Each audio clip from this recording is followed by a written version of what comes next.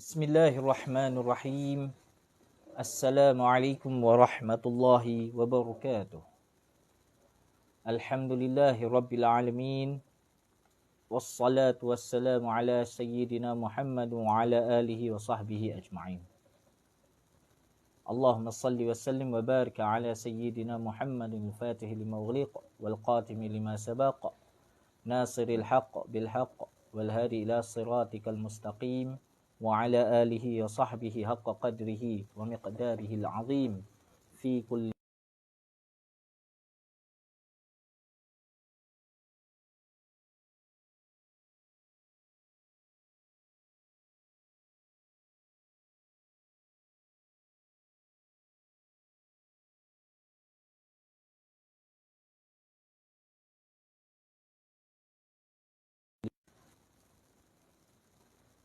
Baik, siapa yang dah ada ni kita tengok dulu siapa yang ada. Baik, malam ni kita nak share tentang kerezekian dan amalannya. Sebab apa? Sebab ramai orang yang mesej yang bertanya pada saya tentang apa amalan kerezekian, tentang sebab kita keadaan kita semakin mencengkamkan, ekonomi yang semakin yang tidak stabil dan sebagainya. Apa amalan kerezekian yang boleh dibuat untuk saya mengambil sangka bahawa mereka bertanya untuk mereka lebih bertenang, mereka lebih relax, lebih dapat menghadapi apa-apa sajalah dugaan yang datang. Kita tidak meletak bahawa amalan kerezekian tu untuk buat apa dia? Untuk buat orang jadi kaya, untuk buat orang jadi senang lenang. Sebab menjadi kaya atau menjadi senang lenang, tidak semestinya kita itu adalah orang yang beroleh suatu nikmat yang diredai Allah. Memang itu istidraj. Jadi na'udzubillah min dzalik. Jadi tidaklah saya kata orang kaya tu mendapat istidraj, tapi nak bagi faham bahawa tidak semestinya dengan jadi kaya itulah menunjukkan bahawa kita ni diredai Allah semata-mata dengan jadi kaya. Baik. Jadi bagi faham dulu apa itu kerezekian, apa faham itu kerezekian, supaya nak bagi tarik kita ni lebih kepada Allah Subhanahu Wa Taala. Sebab kita faham bahawa hal yang disebut kerezekian ini adalah antara rahsia Allah. Hal yang disebut kerezekian ni antara rahsia Allah. Yang mana Allah sahaja boleh selain pada hidayah, selain pada ajal maut, jadi jodoh, itu semua dalam dipanggil apa dia? Dipanggil rahsia Allah. Yang mana kita tidak mampu untuk memaksa, kita tidak mampu memberi gharak, iaitu paksaan ataupun tekanan bagi Allah. Adakan benda tu pada kita. Rezeki ni. Sebab tu tuan-tuan, kita tidak boleh pandang rezeki ini adalah satu bentuk kesenangan harta semata-mata. Sudut rezeki ini kena pandang luas. Rezeki ini kita pandang dari sudut satu, apabila yang paling utama sekali, apa dia rezeki? Rezeki ini apabila kita diberi nikmat iman. Itu rezeki besar tu. Rezeki adalah apabila kita diberi nikmat iman, kita mampu menyembah Allah, kita mampu tunduk pada Allah, kita mampu meletakkan diri kita sebagai hamba Allah, kita mampu menyerah diri kepada Allah. Itu rezeki paling besar. Itu rezeki paling besar sekali. Jangan kita tengok orang kaya, orang senang, itulah rezeki. Tak semestinya. Belum lagi masuk bab tu. Belum.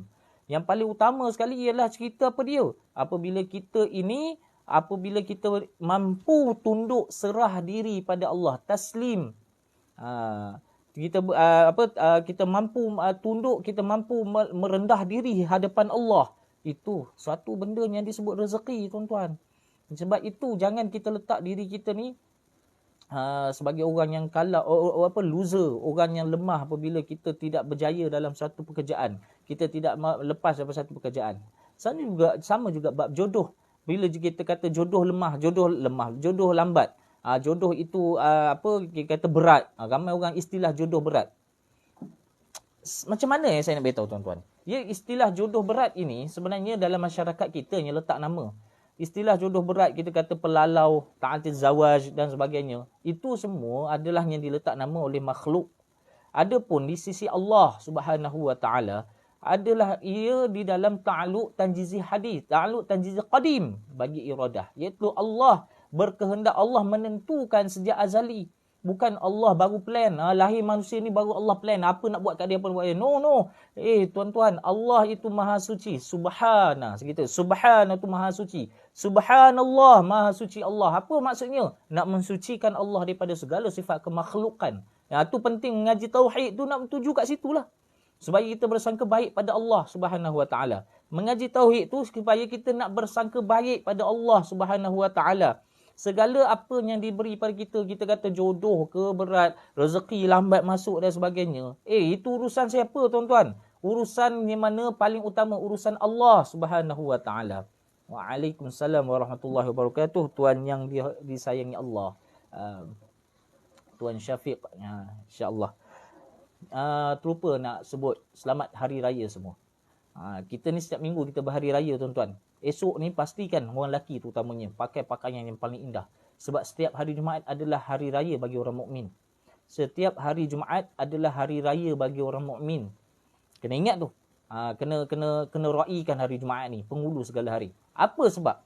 Kita meraikan hari Jumaat ni sebab apa dia? Disebabkan kita renew nyawa. Setiap hari Jumaat kita renew nyawa kita. Kita kalau setiap kita hidup ni Jumaat bertemu Jumaat. Jumaat ini hari kiamat besar. Kalau tidak bertemu kiamat besar, kita bertemu yang kiamat kecil, iaitu mati. Bila dua-dua tu tak bertemu, bersyukurlah kepada Allah dengan meraikan satu yang disebut tanda kesyukuran itu, di mana kita meraikan hari kita rindu nyawa tu dengan apa? Nombor satu, di mana malam Jumaat disuruh baca surah Al-Kahfi. Di mana bila masuk hari Jumaat, masuk hari ni, masuk hari Maghrib, masa kita banyakkan berselawat ke atas Nabi SAW. Bila masuk je Jumaat, kita banyak pakai pakaian serba putih. Mengingatkan kita kepada apa dia? Fitrah. Tu hari Jumaat. Sebab tu hari raya Aidilfitri. Aidilfitri tu apa dia? Dia sebutkan nak ni. Silakan boleh tanya. Sempat saya jawab, insya-Allah. Mana saya boleh selit jawab, saya jawab tuan. Kita tak buat kuliah malam ni. Dia kalau buat kuliah lain. Kuliah bagi dulu orang yang menyampaikan tu habis baru kita tanya. Ni bukan kuliah, kita buat santai, jangan risau. Boleh nak tanya soalan sambil tanya lalu saya jawab. Dan sambil kita pergi kepada maksud kita, iaitu tujuan kita malam ni lah, kerezekian tu. InsyaAllah. Baik. Jumaat. Ingat banyakkan yang mana pakai putih dan banyakkan berselawat ke atas Nabi SAW. Selawat banyak-banyak. Kalau setiap daripada Sabtu hingga kepada Khamis, Sabtu hingga Khamis tu kita berselawat 1000 kali sehari. Hari Jumaat 5000 kali sehari. Macam tu lah. Jadi dapatkan macam tu. Daripada Maghrib hari Jumaat sampai ke Asar hari Jumaat. Dapatlah khatam 5000 tu. Alhamdulillah. Hari raya. Fitrah kita kembali fitrah. Ini pakai serba putih. Jadi suatu yang meraikan diri kita sebenarnya. Itu penting. Jumaat. Tu rezeki tuan-tuan. Boleh hidup sampai hari Jumaat ni. Jumaat depan kita tak tahu boleh hidup lagi ke tak. Jumaat depan ni. Ni. Hari ni. Jumaat ni kita raikan. Kita bagi kita kata meraikan kita diberi suatu kehidupan. Pastikan setiap Jumaat ada satu kehidupan. Sebab tu Jumaat ada khutbah. Khutbah tu memperingatkan kita supaya kita ada refresh. Sebab tu dalam khutbah jangan tidur, khutbah Jumaat. Baik. Alright, jadi kat situ tuan-tuan. Siapa yang tanya soalan dipersilakan sementara saya ada waktu untuk live ni. Ni berbetulan ada waktu. Saya carilah macam-macam cari waktu. Kan kita nak guna jalan dakwah kan. Baik. Kat situ rezeki. Bila sebut rezeki itu rahsia Allah, maka jodoh pun rahsia Allah dan sebagainya. Bila sebut rezeki, mana paling utama sekali rezeki macam mana? Di mana kita ni letak diri kita, macam mana didik hati kita selalu bersangka baik dengan Allah. Kenal Allah. Kena kenal Allah dulu. Mengaji tauhid. Bila kita mengaji tauhid daripada satu guru ke satu guru, satu kitab ke satu kitab, tu cara. Sebab sangka-sangka ni memang sikap manusia. Bersangka-sangka ni sikap manusia. Sebab itu disebut, janganlah kamu bersangka-sangka kerana syaitan itu mengalir dalam aliran darah anak Adam. Ini teguran Nabi SAW pada dua pemuda Ansar. Kerana apa? Bersangka-sangka, nampak Rasulullah SAW dengan perempuan. Rupanya perempuan tu siapa dia? Sayyidatina Safiyah binti Huyai. Isteri Rasulullah SAW. Jadi, bersangka-sangka. Tu dengan manusia, apatah lagi dengan Allah. Zat wajibal wujud. Yang mana zat yang memang maha kuasa. Jadi bila kita nak didik hati kita bersangka baik dengan Allah, macam mana kalau kita tak kenal Allah? Kena kenal Allah dulu. Kenal Allah ni tak mungkin kita kena zat, kita kena sifat. Kenal sifat, mengaji. Apa itu ta'alluq tanjizi hadis, apa itu ta'alluq tanjizi qadim. Faham qudrat iradat Allah ni macam mana, ta'alluq dia apa. Oh, dari situlah. Dari situlah. Kenapa, sebab apa diuji dengan masalah, kenapa saya minta dengan Allah tak bagi? Tak, salah tu. Kita bersangka macam tu sangkaan tu. Bukan Allah tak bagi. Doa ni ada 3. Satu dipanggil makbulah, iaitu bila kita doa terus makbul. Bam. Makbulah. Dengan faham betul tuan isu doa ni. Berdoa minta pada Allah tu doa dan tak bagi. Faham betul-betul 3 isu Makbul. Makbulah, iaitu bila kita doa terus masuk, dapat makbulah. Yang kedua dipanggil apa dia? Muhasarah. Muhasarah ni diperlewatkan. Maksud lewat itu bukan lewat itu Allah baru plan, Allah baru nak buat. Saja nak tengok orang ni sabar ke tak. Tak. Hei tuan-tuan, adakah Allah ni macam kita? Saja aku nak test orang ni. No. Allah berkehendak daripada sebelum kita ada lagi. Allah menentukan sebelum kita ada lagi. Kita ni milik siapa? Kita milik Allah. Siapa cipta kita? Allah. Siapa yang berkuasa? Allah. Jadi kat sini membuatkan kita akan lebih lagi di mana bila muhasarah ni Allah lewat. Sebab apa dia? Allah bagi lebih baik. Macam tu. Mukafaratun ni. Mukafarah yang ketiga ni. Allah nak ganti yang lain daripada pun kita doanya lebih baik pada kita. Macam tu. Kita faham? Yang tu yang panggil sangka baik. Kita faham.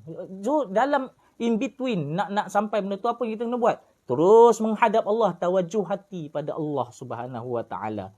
Dapatlah kita akan apa yang nak disampaikan. Disebab selagi mana hati tak tawajuh pada Allah, selagi itu kita selagi bersangka-sangka. Sebab kita tak faham konsep 3 ini, doa ini. Allah nak letak tu. Jangan dia tak jahat. Semua ni syaitan punya kerja di mana memang dia nak tipu anak Adam. Tapi cara kita nak macam mana? Kenal Allah, kenal sifat. Boleh kita usaha kenal Allah secara ijmal saja boleh ke? Tiada masalah. Boleh dengan ijmal, tak cara tafsil pun. Cara menyeluruh, tapi dia ijmal itu untuk apa dia? Untuk awam, untuk diri kita. Di mana bila kata kenal Allah, kenal. Kenal macam mana? Kenal sifat Allah. Macam mana Allah wujud? Wujud macam mana? Wujud Allah itu ada alam. Ijmal itu cukup untuk kita letak, untuk pakukan kita punya tauhid. Letak. Maksudnya benda tu tak boleh goyang dah. Tapi kalau ijmal tu goyang, kena masuk tafsir lah. Kalau dengan ijmal itu goyang, bila dihujahkan orang kita goyang, kena mengajilah tafsir. Ada waktu mengaji tafsir lah. Cara tafsili. Tu cara dia bila mengenal Allah. Tu penting. Penting bab tu. Bab kerezekian, nak tak nak mesti masuk bab tauhid. Bab kerezekian macam mana pun mesti masuk bab tauhid. Dia tak boleh duduk dekat macam rezeki. Turun daripada rezeki daripada bumi. Rezeki kiri kanan langit. No. Sebab apa? Rezeki yang paling utama macam saya beritahu dah awal-awal tadi. Apa dia? Rezeki paling utama adalah bila kita dapat menyerah diri pada Allah. Bila kita boleh tunduk pada Allah dengan zauq, dengan rasanya enak. Rasanya sungguh enak bila kita menyembah Allah, menyerah diri pada Allah. Itu rezeki besar. Bukan semua orang boleh dapat. Bila kita tunduk sujud di dalam solat tu, enak sujud tu sampai kita rasa nak bangun tu, rasa ya Allah, sayangnya rasa nak bangun. Yang tu. Rezeki tu nak dapat yang tu. Nak dapat yang tu.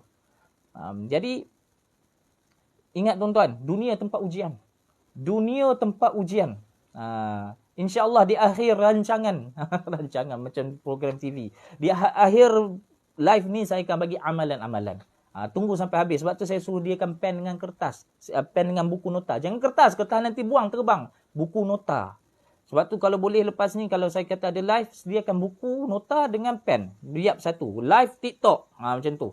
Jadi dalam tu ada pengisian. Sebab saya akan buat live, saya akan buat sekali dengan pengisian. Ngizin Allah. Dengan pengisian. Saya tidak akan buat live dengan benda-benda sembang-sembang kosong lah. Tidak mahu buang masa tuan-tuan, tidak mahu buang masa saya juga. InsyaAllah. Baik.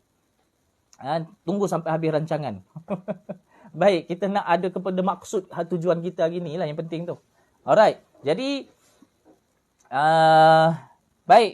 Balik pada yang cerita kata rezeki tu tadi. Rezeki paling utama apabila kita mampu sujud pada Allah, kita mampu tundukkan diri pada Allah, kita mampu sembah Allah dengan enak, dengan zauq, dengan rasa yang penuh. Penuh. Tu yang kita kata nak tu. Yang rezeki yang dipanggil yang kedua apa dia? Apabila kita mampu menjadi umat Rasulullah sallallahu alaihi wasallam yang sebenar. Umat Rasulullah sallallahu alaihi wasallam yang sebenar. Siapa? Mereka yang dari kalangan yang merindui, yang dirindui Rasulullah SAW. Siapakah mereka yang dirindui oleh Rasulullah SAW? Mereka yang mengikut, mereka yang menjalankan, mereka yang sentiasa memegangkan apa yang diajarkan oleh Rasulullah SAW. Sedangkan mereka ini tidak hidup bersama Rasulullah SAW. Mereka ini tidak bersama Rasulullah SAW, tapi mereka sentiasa rapat dengan Rasulullah SAW, dengan sunnah Rasulullah SAW. Yang ni rezeki. Inilah rezeki, tuan-tuan. Jenis-jenis rezeki ini. Baik, tak nak buang masa itu, faham-faham sendirilah apa benda. Amalan-amalan lah. Tunduk diri pada Allah, amalan kita dengan Allah, berdoa, kita solat dan sebagainya. Sunnah Rasulullah SAW adalah benda yang menghadirkan kita ni, alamak dapat durian. Baik. Sunnah Rasulullah SAW ni, apabila kita sentiasa hidup ada mahabbah. Jadi, dengan Allah Subhanahu Wa Taala ada muraqabah, kena rasa diri kita sentiasa diperhati, musyahadah, muraqabah, sampai pada Rasulullah SAW dengan keadaan yang mana kita letak apa dia, kita ni sentiasa dalam mahabbah pada Rasulullah SAW. Baik, rezeki nombor 3 ni, rezeki nombor 3 ni, ambil tahu ni, saya tak nak ambil masa panjang, saya nak bagi jenis-jenis rezeki dan saya akan bagi apa benda penyekat rezeki dan apa benda yang akan tarik rezeki. So tuan-tuan take note, please take note. Okey, baik. Rezeki yang ketiga, apabila kita mampu khidmat kepada ibu bapa, kedua ibu bapa kita. Ya Rabbana, besarnya rezeki ni tuan-tuan. Tuan-tuan yang masih ada ibu, terutama orang lelaki yang masih ada ibu, ada ayah, khidmatlah pada mereka. Ini rezeki kita ni, pintu rezeki ni tuan-tuan. Khidmat pada ibu bapa. Kalau tuan-tuan, ibu bapa jauh tak boleh nak khidmat, doakan mereka setiap waktu yang kita boleh doakan mereka. Kerana doa pada ibu bapa ini umpama kita mendoakan diri kita sendiri secara automatically. Nak boleh faham kat situ. Doalah pada kedua ibu bapa kita. Walaupun ibu bapa kita dah meninggal tuan-tuan. Walaupun sebab mereka sentiasa mengharapkan doa daripada anak yang soleh. Jadi ini kena faham . Nombor 1, bila rezeki yang utama kita mampu tunduk pada Allah. Rezeki yang kedua, bila kita mampu mengikut ataupun kita mampu menjadi umat Rasulullah SAW yang sebenar. Jadi umat Rasulullah SAW sebenar tak sebenarnya kalau pakai serban, pakai jubah, pergi rata-rata pakai macam tu. Itu kita panggil sunnah secara pakaian dan sebagainya. Takhusus dalam pakaian. Ni kita panggil takhusus dari sudut hati, qalbu kita ni.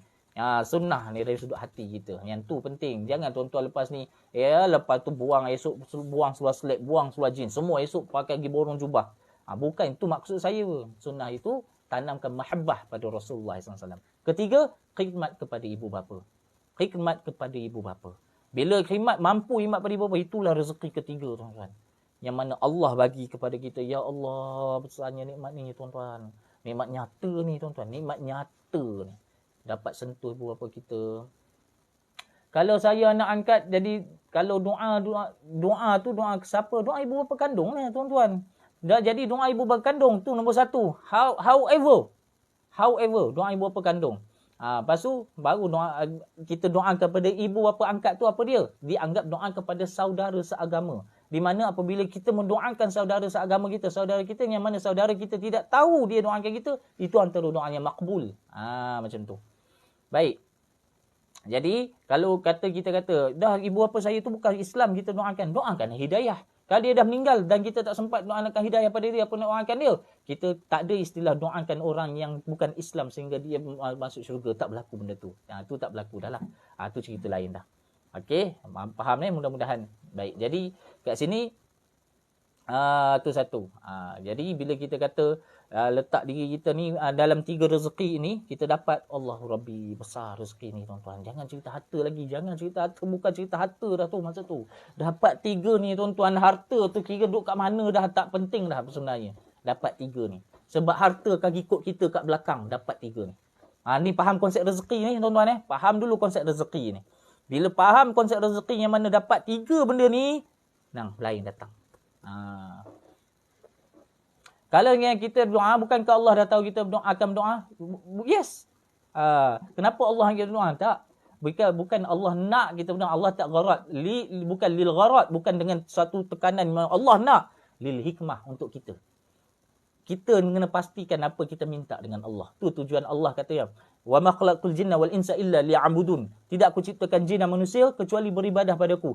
Maksudnya tujuan, maksudnya disebut illa liya'budun tu tadi, maksudnya li dia tadi bukan li gharat. Allah bertujuan, Allah nak Allah orang sembah dia. Tuan-tuan, Allah tak ada pun kita sembah dia. Allah tak ada pun yang mana solat ni, tolong solat kat aku, solatlah aku akan bagi pahala kau. Allah tak ada macam tu. Balik pada kita, lil hikmah dia panggil. Lil hikmah. Kena faham kat situ. Okey, bukan gharat. Mak ayah dah buang. Saya harap doa saya sampai suka. Insya-Allah doa yang baik-baik. Doa baik-baik. InsyaAllah doa yang baik-baik. Kita ni tak rugi pihak kita, tuan-tuan. Bila mak ayah buang kita macam mana sekalipun, mereka itu pintu rezeki kita. Doakan mereka. Walaupun mak ayah kita ni fasik. Fasik. Bukan kafir lah, fasik. Doakan mereka. Tetap. Sebab dalam dunia tiada orang ada dua ayah, dua ibu bapa kandung. Dua bapa kandung, dua ayah kandung. Tak ada orang. Semua orang dia ada satu bapa kandung, satu ibu kandung. Itu saja. Okey, baik. Jadi faham bab doa tadi? Doa itu tujuan balik kat kita. Kita kena kenal pasti. Allah tahu kita berdoa sejak sebelum kita diciptakan lagi pun, tuan-tuan.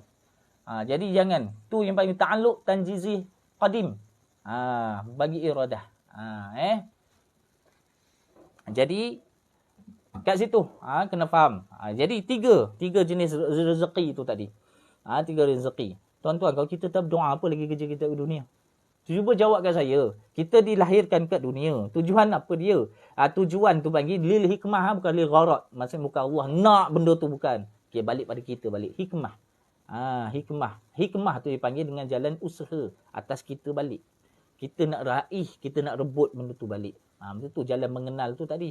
Bila kita dah mula mengenal, kita syok, seronok. Tujuan kat kita balik kat kita. Bila kita seronok beribadah ni, kita dapat capai, kita seronok capai. Allah Rabbi, seronok.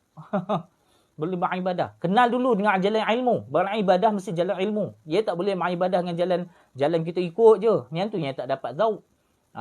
Dia ibadah ni macam orang cerita buat makan lah. Orang cerita buat masak makan.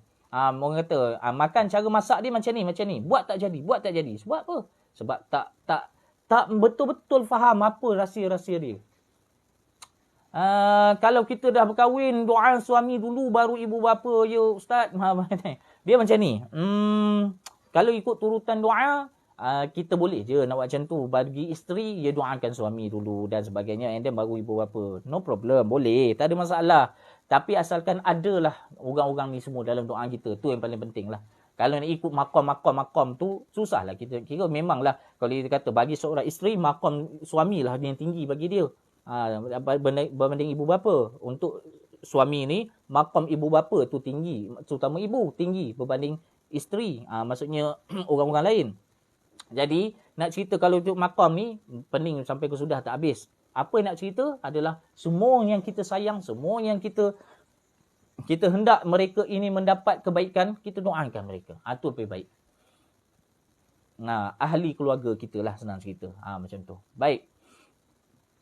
Dah, senang faham kat situ. Untuk bab kerezekian, faham kat situ. Dapat kita tiga yang utama ni, tuan-tuan. And then, hikmat pada ahli keluarga. Yang nombor keempat ni tadi, direzekikan Allah boleh hikmat pada ahli keluarga. Berapa ramai orang, dia ada duit banyak tapi tak boleh hikmat pada ahli keluarga. Masa tak ada dengan anak isteri. Masa kerja duduk kat luar saja. Anak isteri siap kena buat appointment nak jumpa suami, nak jumpa ayah dia. Sampai tak macam tu. Rezeki tak ada untuk khidmat dengan ahli keluarga. Nak bersama dengan ahli keluarga. Masa bersama ahli keluarga. Masa solat bersama. Masa baca kitab bersama. Masa baca Al-Quran bersama. Rezeki tu, tuan-tuan. Tu rezeki tu. Bukan main-main.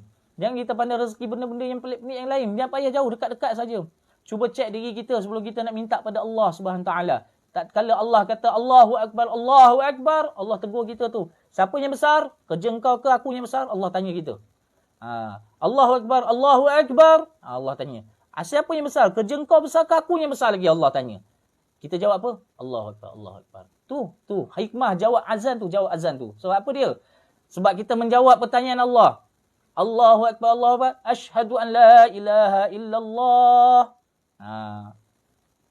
Asyhadu anna Muhammadar Rasulullah. Kesaksian tu nak nyata saksi. Ini nak cerita rezeki. Nak cerita rezeki tu. Boleh solat di awal waktu. Bukan satu rezeki ke tu.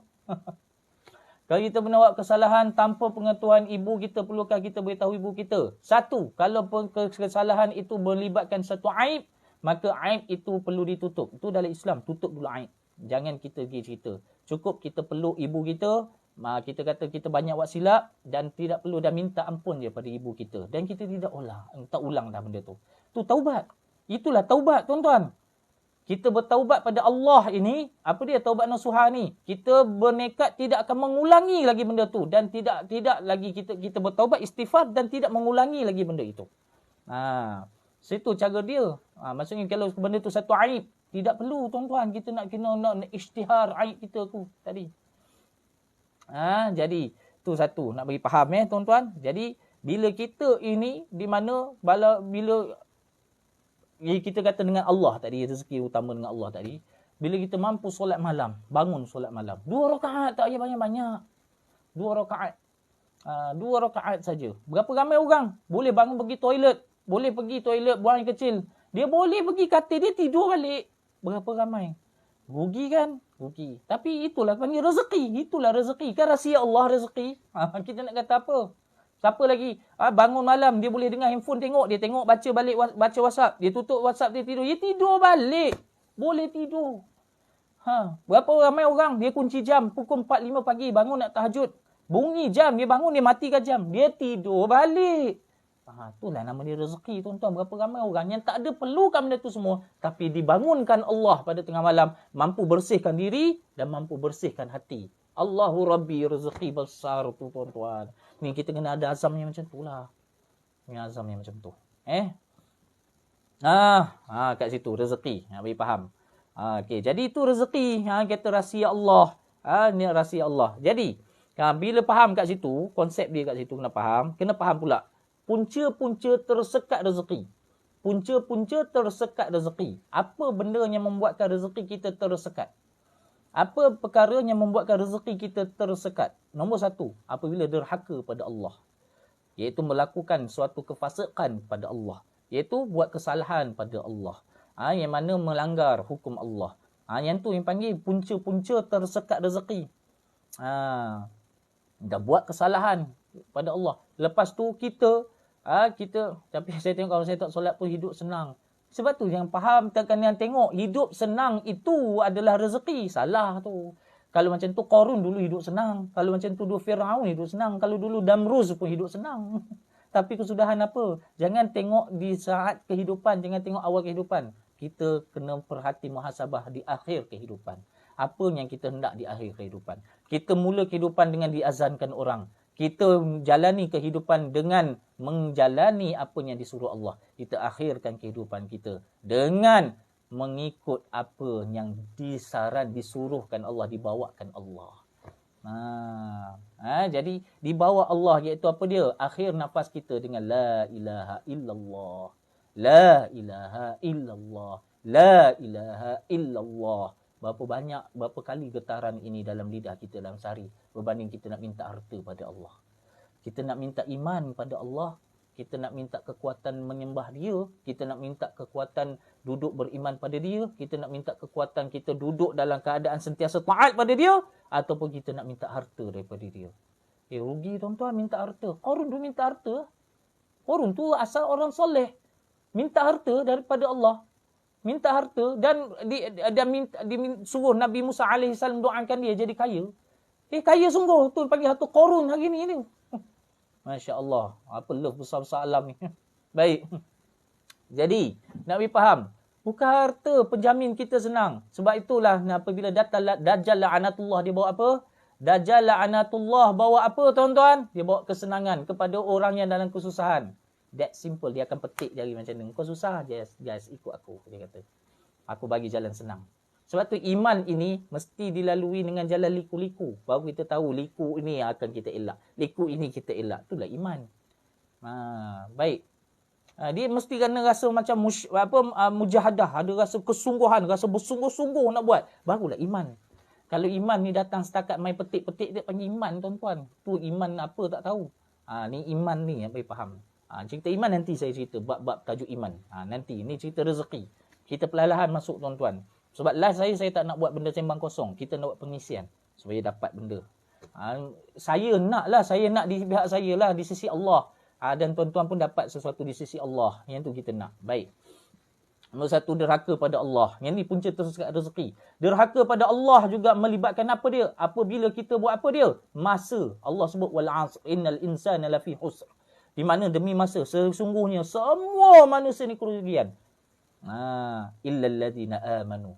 Iaitu kecuali orang yang beriman. Allah kata. Demi masa semua orang semua orang dalam kerugian kecuali orang yang beriman. Allah dah tegur demi masa. Sebab tu bila orang disebut derhaka pada Allah ni apa dia? Masanya Allah bagi pada dia, apa dia guna? Masanya Allah bagi pada dia, apa yang dia buat? Masanya Allah bagi pada dia, apa yang dia telah perjalankan. Ni derhaka pada Allah Subhanahu Wa Taala. Tolong kena berhati-hati. Alamak, ada sunglasses. Baik. Macam-macam dalam TikTok ni, masya-Allah. Terima kasihlah yang orang bagi-bagi kat saya. Saya tak tahu apa yang tuan-tuan bagi kat saya ni. Mudah-mudahan ianya satu benda yang baik lah. Jangan satu benda yang tidak baik. Baik. InsyaAllah semua yang bersama saya yang orang yang baik-baik. Dan insyaAllah bakal ahli syurga. InsyaAllah. Kita sama-sama doa. Baik. Jadi, nombor satu, derhaka pada Allah. Yang tu punca tersekat rezeki tu. Bila kita tidak tunduk pada Allah, kita sering meletakkan diri kita ni kita rasa diri kita ni lemah di sisi Allah, tak apa tuan-tuan. Tapi kita letak diri kita ni orang yang tidak berguna di sisi Allah, something wrong lah. Tak betul tu. Kita letak diri kita orang yang lemah di sisi Allah, betul. Maksudnya kita akan minta kekuatan dari Allah. Sebab tu ada perkataan la haula wala quwwata illa billahil aliyyil azim. Baik. Yang kedua, derhaka dengan Rasul. Derhaka dengan Rasul, iaitu dengan Rasulullah SAW. Apa yang dihantar, yang dibawa oleh Rasulullah SAW, kita bantah, kita persoal. Itu nombor satu tadi. Apa yang disuruh Allah, kita persoal. Apa yang ditentukan Allah, kita persoal. Apa itu iman? Ikut perintah Allah. Redha, ikut perintah Allah. Tinggallah dengan Allah. Redha dengan ketentuan Allah. Itu iman. Itu iman. Itu yang panggil mukmin. Itu yang panggil mukmin, orang yang beriman. Baik. Bila berkata derhaka dengan Rasul ni apa dia? Derhaka Rasul ni kita persoal apa yang dibawa, diajar oleh Rasulullah SAW. Yang ni, benda ni yang membawakan kita jadi tersekat rezeki, tuan-tuan. Bukan nak guna jalan agama ni, tuan-tuan. Memang kita hidup atas dunia ni, memang kita hidup dengan agama. Agama tu apa dia? Cara hidup. Agama tu. Dan inna dina indallahil Islam. Agama yang benar, yang diradai, yang paling utama, yang paling sah di sisi Allah adalah agama Islam. Jadi ikut cara Islam. Siapa yang bawa Islam pula? Rasulullah SAW. So kita nak persoal Rasulullah SAW pula. Sedangkan kita hendak syafaat Rasulullah SAW. Bukan saja di akhirat. Kita nak syafaat Rasulullah SAW di dunia juga. Syafaat tu yang tanya tadi tu. Bagaimana cara nak hati kita nak dekat dengan Allah SWT. Simple, banyakkan selawat atas Nabi sallallahu alaihi wasallam. Tidak kita sampai ke pintu syurga, kita tidak sampai kita kepada kebenaran, tidak kita sampai kepada hal-hal yang disebut hal-hal kebaikan kecuali hanya bila kita melalui pintu yang dibuka oleh Rasulullah sallallahu alaihi wasallam.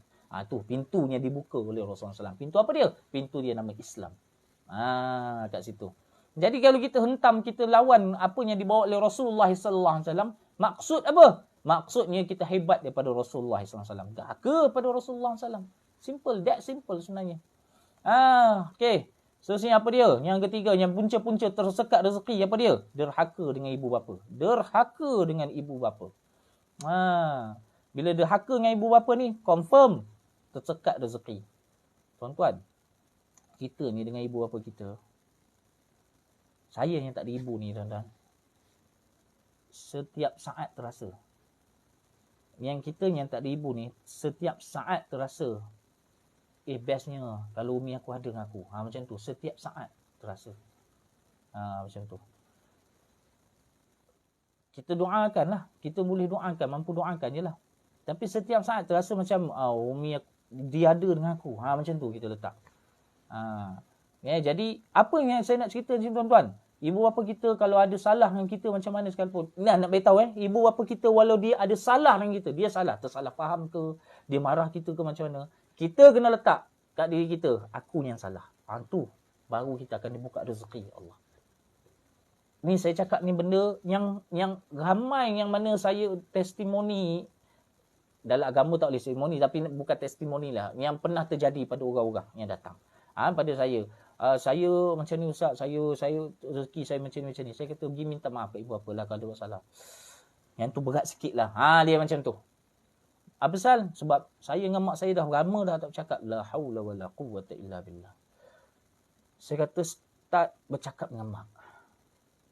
Bercakaplah dengan mak, minta maaf dengan dia. Tak, masalah mak saya yang salah. Dalam dunia ni, kena letak diri kita. Aku yang sentiasa salah, mak aku sentiasa betul. Kena letak macam tu. Baru kita akan rasa tenang, tuan-tuan. Tuan-tuan, ibu kita melahirkan kita 9 bulan, bawa kita tu 9 bulan 10 hari. Pikul kita. Tak ada isu yang mana dia salah. Salah dia di situ ialah salah faham, tapi dia takkan pernah salah. Tu kena faham betul-betul. Doakan mereka. Hadiahkan Al-Fatihah pada ruh mereka sebelum kita tidur. Kalau mereka ni ada terasa hati dengan kita, doakan mereka iaitu dengan hadiah Fatihah, bayang ke wajah ibu bapa kita tu walaupun mereka masih hidup, dan kita hadiah, ya Allah aku hadiahkan Al-Fatihah aku ni pada ruh ibu bapaku walaupun mereka masih hidup. Okey, jadi doakan mereka tu, insya-Allah bila ada masalah dan sebagainya tu, insya-Allah Tuan Syafiq dengan jaga mak berhenti kerja, tuan sebenarnya bukan berhenti kerja, tuan sedang diberi kerja yang hakiki, iaitu apa dia? Berkhidmat kepada wali tuan sendiri. Itulah wali Allah paling besar di sisi tuan. Tiada wali Allah lain yang lebih besar daripada ibu tuan sekarang ni untuk tuan. Tuan Syafiq ni. Yang tu paling besar sekali. Khidmatlah sebaiknya selagi dia masih hidup, dan doa dia tu tidak ada benda yang dapat jadi tembok yang menemboki doa ibu. Doalah. Jangan cemburu. Kawan-kawan tuan yang kena cemburu dengan tuan. Tuan Syafiq, kawan-kawan tuan dia kena cemburu dengan tuan. Kena cerita aku berhenti kerja pasal jaga ibu aku. Kawan-kawan tuan yang mesti cemburu dengan tuan. Sebab tuan sedang hikmat pada wali Allah yang besar di sisi tuan. Minta pegang tangan mak, doakan saya mak ya. Itu saya kata muhasaratun. Mungkin dilewatkan apa yang tuan-tuan minta. Tapi percayalah saya cakap, saat satu masa, boleh jadi waktu tu ibu tuan tiada. Masa itulah yang tuan nak tu. Bukan Allah bagi yang tuan nak. Allah bagi 10 kali ganda daripada yang tuan nak. Faham kat situ. Sebab apa dia? Konsep doa kena bagi faham. Konsep kudrat Allah tu bagi faham. Konsep iradah Allah tu bagi faham. Tak ada orang boleh. Siapa yang pilih tempat tuan ni? Siapa yang pilih Tuan Syafiq duduk di tempat Tuan Syafiq? Tak ada siapa pilih. Allah yang pilih. Saya tak boleh pilih. Tuan Syafiq pun tak boleh pilih tempat Tuan Syafiq sekarang ni. Allah yang pilih. Allah yang letak aku nak hamba aku duduk kat sini. Sebab aku nak bagi yang terbaik untuk dia. Mana-mana tempat yang Allah campak hamba dia adalah tempat terbaik. Jadi kena faham kat situ. Tak. Jadi faham kat situ. Jadi derhaka pada ibu bapa. Derhaka pada ibu bapa. Benda yang buat apa dia? Buat kita jadi apa dia? Jadi kita tersangkut rezeki. Jadi tersangkut rezeki. Tuan Syafiq beruntung ada ibu. Beruntung sangat-sangat ada ibu. I wish I could have. Sekarang ni, umi saya dengan saya. I wish that. Macam tu, sampai tahap macam tu. Tapi tak mampu. Jadi, yang itulah. Buatlah sebaik mungkin. Sebab satu masa kita akan tersenyum walaupun menitis air mata. Jangan kita meneraung dengan menitis air mata. Sebab tak guna. Biar saat tu kita tersenyum dan menitis air mata. Tak apa. Saya pernah cakap ibu bapa tapi mereka larikan diri. Hadiahkan Fatihah pada roh mereka sebelum tidur. InsyaAllah. Itu antara panggil telepati dalam rohani kita. InsyaAllah. Dia ada apa dia panggil rabitah, menghubungkan kita secara rohani. Lama-kelamaan akan terikat. Don't worry puan. Don't worry. Akan sampai jalan dia. Baik. Yang keempat, yang punca tersekat rezeki. Apabila derhaka dengan guru. Derhaka gurunya hak lah. Yang guru, bukan guru yang batil ni, guru yang pelik-pelik. guru yang hak lah, guru-guru yang menyampaikan kebenaran, guru-guru yang mengajak kita kepada jalan Allah. Jika dia derhaka macam mana? Kita berkata buruk belakang dia, kita bersangka buruk pada dia, kita buat-buat benda yang bukan-bukan, dan kita kadang-kadang kita bermuka-muka. Ini antaranya membuatkan jadi seseorang itu tersekat rezeki. Sebab doa guru, antara doa guru pada murid, guru ni, mereka ni kalangan yang akan mendoakan murid tanpa murid tahu. Mana ada guru doakan, saya semalam saya telah doakan anda semua. Ya, tak ada macam tu tuan-tuan. Guru dia diam dia. Apa-apa murid dia buat salah, dia teguh. Tapi apa dia doa tu semua tu, rahsia dia dengan Allah. Yang tu antara yang panggil keberkatan. Dia panggil. Nama perkataan tu keberkatan. Okey. Derhaka dengan guru. Kita tak setuju apa-apa dengan guru. Kita diam ataupun kita cakap elok-elok. Bukan kita kritik, kita cakap kok belakang-belakang sampai jadi penghinaan. Tu maksud dia. Kita kena macam bagi suatu macam bagi guru tu hati dia tidak terasa dengan kita sampai rasa terhina dan sebagainya. Yang ni contoh, bukan saya kata suruh mendewa-dewakan yang orang nama guru ni, bukan. Kadang-kadang sebab mereka ini boleh jadi guru ni tak semestinya guru agama, boleh jadi guru matematik kita, boleh jadi guru guru silat kita ke, boleh jadi guru yang berkaitan guru bahasa Melayu kita. Tu maksud saya, bukan kata semestinya ustaz, tak semestinya tu. Yang ni kena faham. Sebab apa? Menghadirkan rasa tidak senang di hati mereka. Tu maksud dia. Tu maksud dia. Baik. Yang kelima, derhaka dengan adik-beradik. Macam mana derhaka adik-beradik ni? Memutuskan tali silaturahim. Itu juga hanya menjadikan rezeki tersekat. Memutuskan tali silaturahim. Yang mana apabila cuba nak menghubung tapi mereka yang menjauh, itu sudah hal kita dah lepas. Jangan kita pula yang putus. Dengan ini, aku dengan dia dah tiada apa-apa. Tuan-tuan, sebut je macam tu tuan-tuan, dia akan bawa kepada hal yang tersekat, antara punca tersekat rezeki. Nak bergaduh, nak kata benda bukan-bukan ke, silakan, tapi jangan sampai kata aku dengan dia putus, tak ada hubungan dah. Yang tu yang membuatkan tersekat je pintu rezeki. Kena hati-hati tu. Kena hati-hati. Tak kira abang adik ke, adik dengan abang ke. Benda-benda macam tu yang akan membuat tersekat pintu rezeki. Rosak pintu rezeki. Baik. Siapa yang salah? Dia yang salah, bukan saya salah. Betul lah. Tak kira siapa salah dan siapa betul pun. Tapi jangan sekali-kali ucap satu benda yang membawa kepada tanda kita memang nak putus silaturahim dengan dia. Bergaduh-bergaduh lah. Biarlah berselisihan faham. Tapi jangan sampai putus silaturahim. Baik. Okey. Saya tak buat kelas, Puan Anis ni, saya tak buat kelas. Saya buat perkongsian biasa. Kalau kelas betul-betul tak ada tengah-tengah malam macam ni. Ni ambil waktu singkat saja, singkat saja. Baik, jadi dah habis cerita punca tersekat rezeki dan jenis rezeki tadi dah faham. Jadi fahamlah cerita punca tersekat rezeki, maka kita pergi pada penarik rezeki. Ni take note penarik rezeki. Apa yang buat rezeki tertarik dengan kita? Come on. Okey, tulis. Okey, penarik rezeki, benda yang membuat rezeki tertarik kita. Sebab setahu saya live dalam TikTok dia takkan keluar full. Dia takkan keluar full macam FB. Sebab tu tuan-tuan tolonglah, sebab take note, tulislah. Sebab saya tak gerti nak cari highlight, nak letak highlight dia yang mana-mana semua. Baik. Penarik rezeki. Penarik rezeki. Apa dia? Nombor 1, taubat. Taubat. Kena sentiasa bertaubat. Saya tak ada buat dosa hari ni. Mana tuan-tuan tahu kita tak ada buat dosa? Mana kalian tahu kalian tidak buat dosa hari ni?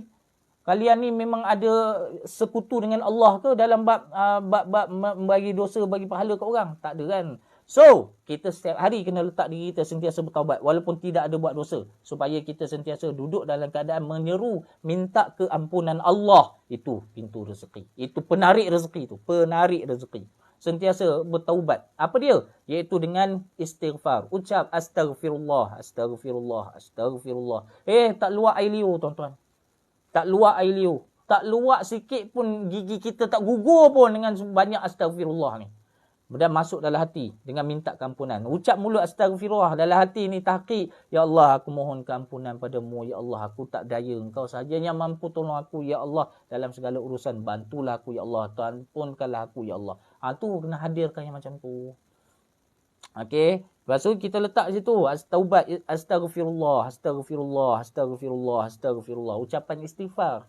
Taubat ni, tu belum cerita taubat lagi. Baru ucapan istighfar. Nak tarik kepada taubat tu. Adapun taubat tu apa dia? Sentiasa berjaga-jaga, menjaga diri dari perbuatan yang menghampiri kepada kemurkaan Allah. Yang tu nama dia disebut kepada muraqabah. Muraqabah.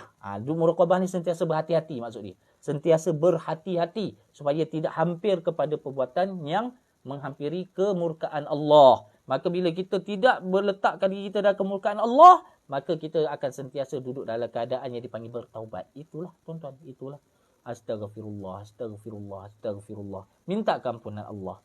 Okey, tu satu, nombor satu taubat. Yang kedua, ibadah. Ibadah atau kita sebut ibadat. Ibadat. Ibadat. Jadi ibadat ni ada, yang nombor satu adalah solat lah. Solat tu dalam bahasa yang lain doa. Kita minta pada Allah. Solat tu dari sudut bahasa, dari sudut lughah, doa. Dari sudut istilahi ni adalah perbuatan yang mana kita tunduk, sujud dan rukuk kepada Allah Subhanahu Wa Taala. Jadi bila kita kata solat ni, solat ada dua yang paling utama, iaitu apa dia? Solat wajib, memang wajib, taklif pada kita, wajib buat, tak buat berdosa. Yang kedua, solat sunat. Yang ni kepada yang menuntut lompong perkara-perkara wajib.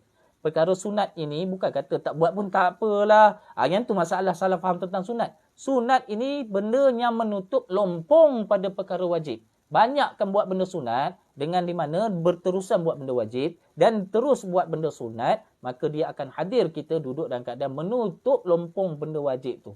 Mana tuan-tuan tahu benda wajib kita buat tu memang penuh, sempurna, kamil macam tu? Tak ada. Tak boleh tuan-tuan. So, cara dia dilapisi dengan benda sunat. Perkara sunat, solat sunat. So, bila kita mampu tunduk sujud, mampu tunduk, mampu rebahkan diri kita, mampu rebahkan wajah kita ke tempat sujud. Kalau orang sedang melentangkan tubuh dia dan melentangkan wajah dia ke langit, inilah yang disebut sebagai orang yang menghampiri kepada muqarrabin. Tak jadi muqarrabin lagi, menghampiri muqarrabin. Tak ada siapa boleh cop diri dia muqarrabin. Macam mana fokus berzikir kepada Allah sama ada tahlil atau beristighfar. Tiada masalah. Macam mana seorang sprinter nak pecut 100 meters kalau dia tidak berlatih. So tahlil dia lah berterusan. Istighfar lah berterusan sehingga hilanglah yang fikiran melayang tu. Dengan maksudnya lain, apa dia? Apa yang membuatkan seorang sprinter 100 meters dia boleh pecut? Selain daripada dia buat latihan, dia jaga makan. Faham maksud saya ni? Dia jaga makan. Selain dia jaga makan, dia disiplin masa. Apa maksud disiplin masa? Iaitu solat di awal waktu. Latih diri di awal waktu solat. Maka benda tu ada disiplin dalam diri. Jaga makan. Jangan terlalu kenyang. Jangan jaga makan. Tahu sumber. Benda-benda macam tu. Sprinter. Saya selalu gambarkan dengan sprinter. Tak boleh orang sprinter 100 meters. Pecut sampai 10 saat tu. Tanpa latihan yang fokus betul. Macam tu dalam bab khusyuk. Dalam bab fokus perhatian yang panggil khusyuk tu tadi.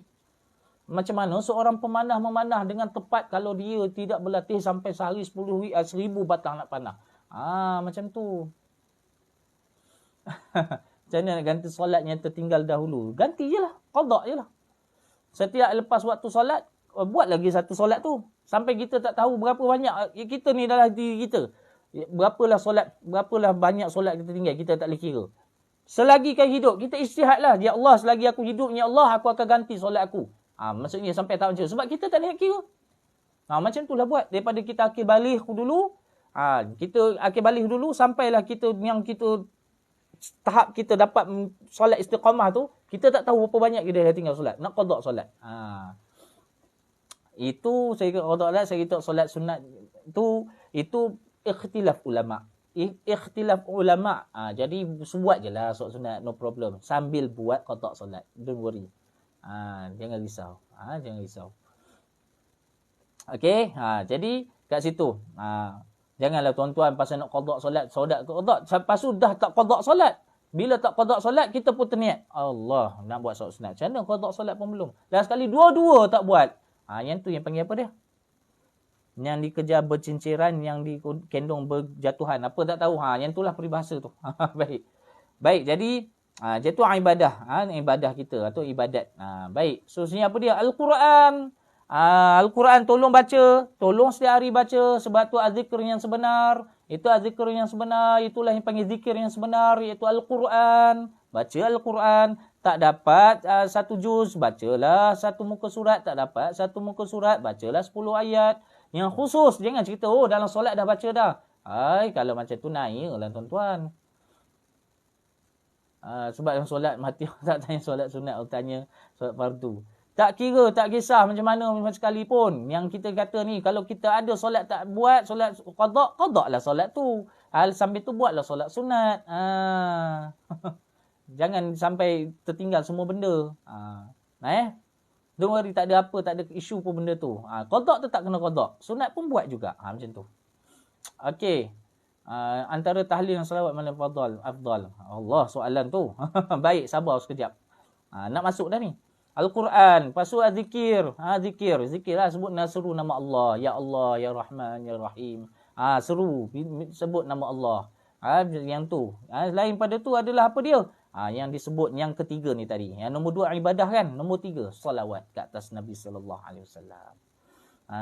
Kan nombor 1 tadi taubat, dan taubat tu ada istighfar, lepas tu meninggalkan perkara-perkara yang mendatangkan kemurkaan Allah. Yang kedua ibadah. Ibadat ni maksudnya apa dia? Dengan solat wajib, solat sunat, Al-Quran, lepas tu zikir. Yang ketiga salawat. Salawat ni jangan tinggal tuan-tuan. Salawat ini syafaat. Syafaat dari Rasulullah sallallahu alaihi wasallam direct. Tiada makhluk yang mana lebih mulia daripada itu yang dapat bantu kita syafaat. Kita di dunia, syafaat di akhirat. Kita minta pada Allah. Yang mana syafaat daripada pertolongan daripada Rasulullah sallallahu alaihi wasallam. Penyakit sakit ain wajib berubat. Ni dah luar konteks ni. Baik. Ain wajib, bukan wajib. Perlu berubat. Sebab kalau tidak, dia akan lekat terus. Nanti sebab ain tu saya akan masuk bab tajuk lain tuan-tuan. Nanti dia berselisihan maksud nanti dalam apa yang kita nak buat hari ni. Sebab nak cerita ain ni panjang pula cerita. Nanti kalau tanya saya, perlu berubat. Macam tu, bukan wajib. Wajib ni jadi satu hukum pula. Baik. Salawat. Salawat ke atas Nabi sallallahu alaihi wasallam. Salawat. Kena ada salawat atas Nabi. Yang keempat. Apa tu penyakit RSO ni? Baik. Beringat. Yang keempat beringat. Yang keempat beringat. 1 taubat, 2 ibadat, 3 salawat, 4 beringat. Beringat apa dia? Beringat iaitu dengan sedekah. Beringat iaitu dengan zakat. Dua benda ni. Jadi sedekah ni jangan tunggu kita kaya baru nak sedekah. Sedekah ni banyak cara tuan-tuan. Kita sedekah dengan doa, kita sedekah dengan senyuman, kita sedekah walaupun RM1 dengan niat sedekah pun sedekah. Tak ada masalah. Tu kena faham dulu konsep sedekah. Jangan tunggu kaya baru sedekah. Kalau tidak pakai tak sedekah lah orang kalau tunggu kaya baru sedekah. Ingat kat situ tuan-tuan. Baik. Selesai kat situ bab-bab penarik. Penarik rezeki. Buat yang tu, rezeki akan ikut tuan-tuan kat belakang. Tinggal yang tu, tuan-tuan pula duk kejar rezeki. Terkejar-kejar sampai tersungkur jatuh. Ingat. Kita ni, kalau kita buat 4 penarik rezeki ni, rezeki ikut kita kat belakang. Ikut kita kat belakang. Walaupun kita perlahan macam mana, rezeki berhimpun-himpun kat belakang ikut kita. Tapi jangan kita kejar satu rezeki sampai kita tersungkur. Sebab apa? Meninggalkan 4 yang utama ni. Baik. Sebenarnya kita pergi terus kepada amalan khusus dalam bab kerezekian. Amalan. So tuan-tuan boleh buatlah benda ni, amal kan. InsyaAllah.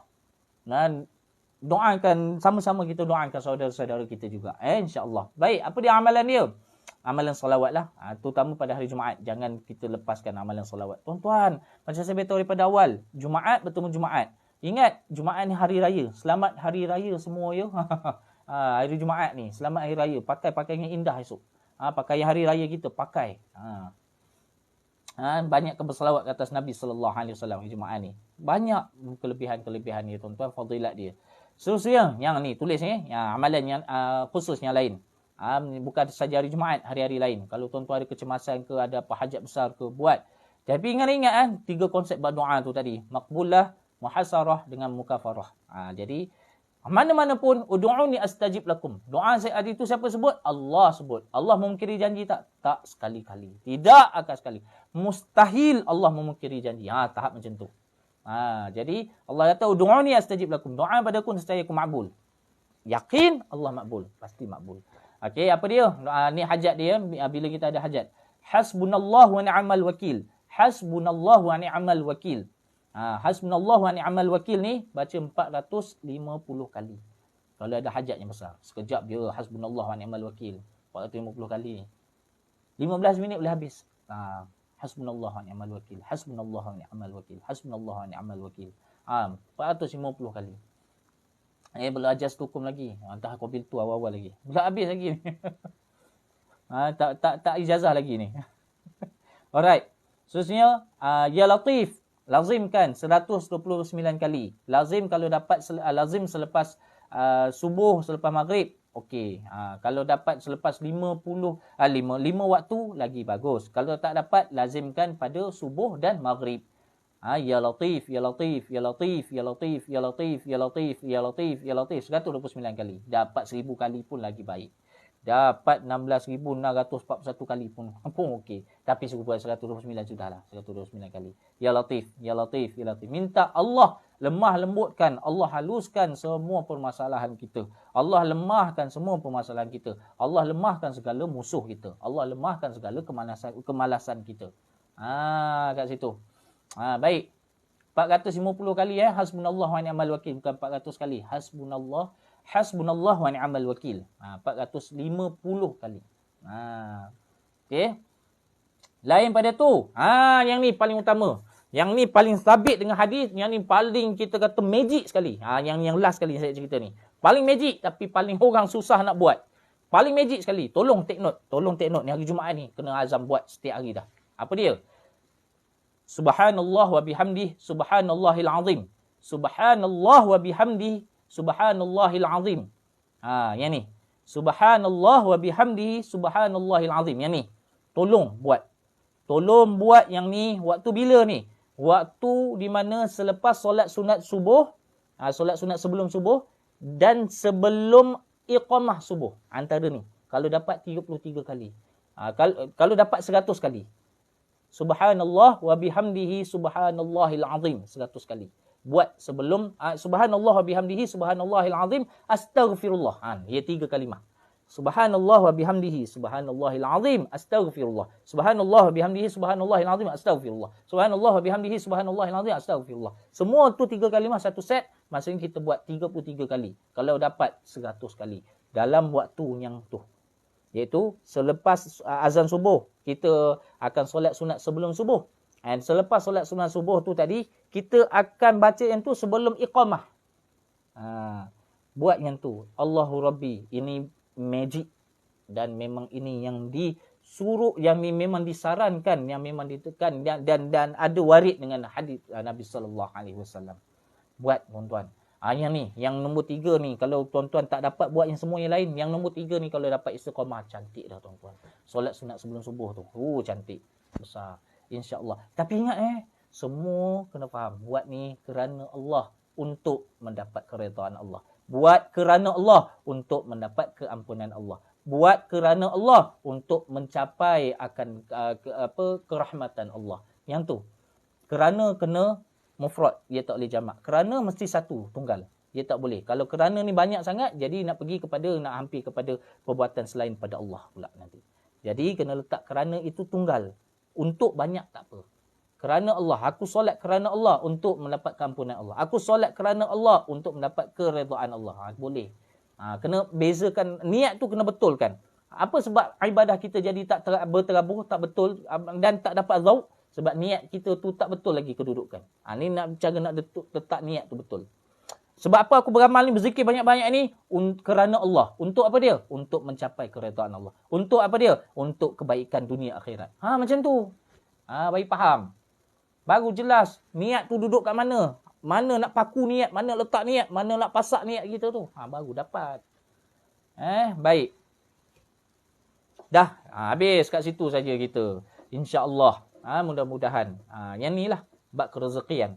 Rezeki kena faham konsep dulu. Faham apa yang jenis rezeki. Apa benda menarik rezeki. Apa benda yang menyekat rezeki. Dan apa amalan rezeki. Jadi barulah kita tahu. Cara dia nak susun. Baik. Alhamdulillah. InsyaAllah. Jadi. Kalau tak ada apa-apa. Kita tamatkan dululah. Ada apa-apa soalan nak tanya, last question kalau sebelum saya nak tutup live ni. Sebab nak tunggu live bila-bila lagi tak tahu lagi, insya-Allah. Kalau ada macam biasalah saya akan buat maklumat awal lah. Tuan-tuan just stand by for that lah. Sebab live dia tak boleh nak ni, apa? Tak boleh nak full kan. Ada amalan untuk mimpi Nabi, selawat banyak-banyak. Bagaimana cara kita nak hubungi orang kalau kita tak tahu nombor? So macam mana kita nak hubungi Nabi kalau kita tak tekan nombor? Nombor dia adalah selawat. Baru dapat hubungi operator dia tu. Operator nak call Nabi, operator nak jumpa Nabi adalah nombor, iaitu selawat. Okey. Berapa banyak selawat? Berapa banyak kita bernafas dalam sehari? Tak boleh kira kan. Kalau boleh selawat pun kau boleh jangan sampai berkira-kira dengan selawat. Itulah. Selepas mandi taubat saya kerap muntah tu kesan mandi taubat ke? Boleh jadi wallahu alam. Okey, teruskanlah mandi taubat tu. Dan teruskanlah jaga amalan kita. Dan macam saya bersebut tadi itulah amalan-amalan yang hasanah tu tadi teruskan buat. Dan kena ingat mimpi jumpa Rasulullah SAW itu adalah rezeki. Rezeki itu adalah rahsia. Apa yang kena buat bila rahsia ni? Hikmah. Apa jalan hikmah? Jalan hikmah, jalan usaha. Kena usahalah. Ada mujahadah. Sungguh-sungguh hati itu. Baik. Tak ada apa-apa insya-Allah. Apa tu? Saya tak faham apa soalan ni. Phone KitKat apa benda tu?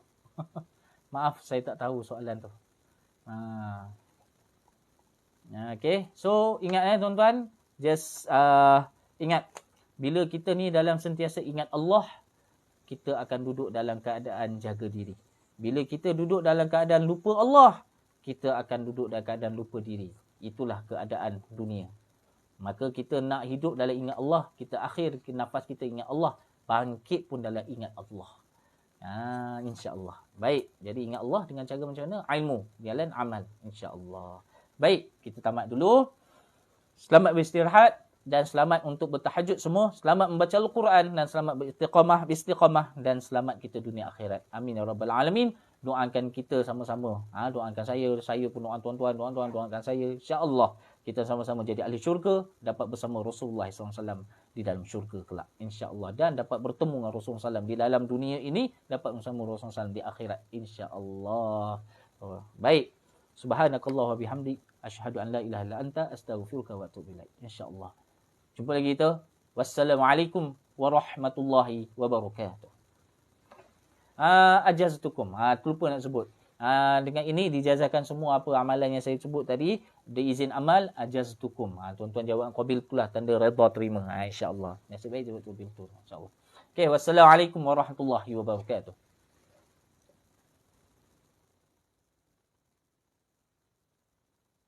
Okay. Jumpa lagi semua ya. Baik.